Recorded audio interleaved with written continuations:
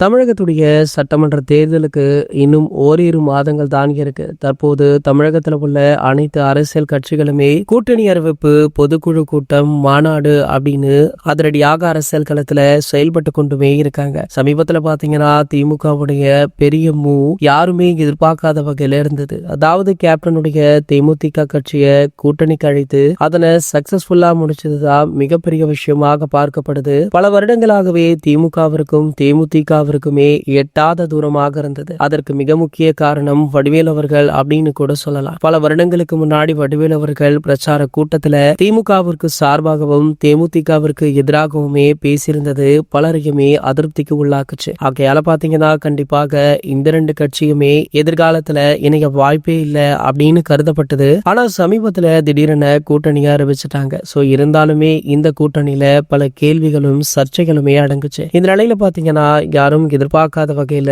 இந்த கூட்டணி ஒரு முடிவுக்கு வரப்போதா, அதுவும் இந்த ஆண்டு எலெக்ஷனுக்கு முன்பாகவே அப்படின்ற செய்தி பலருக்குமே அதிர்ச்சியை கொடுத்திருக்கு. அதாவது திமுகவுடன் கூட்டணியை முறித்துக் கொண்டு தாவேகாவுடன் இணையவுள்ளாங்க தேமுதிக அப்படின்ற செய்தி தற்போது வெளியாகி சோசியல் மீடியாக்கள்ல படு வைரலுமே ஆகிட்டு இருக்கு. கூடிய விரைவிலேயே இதற்கான அதிகாரப்பூர்வ அறிவிப்புமே வெளியாக இருக்கா.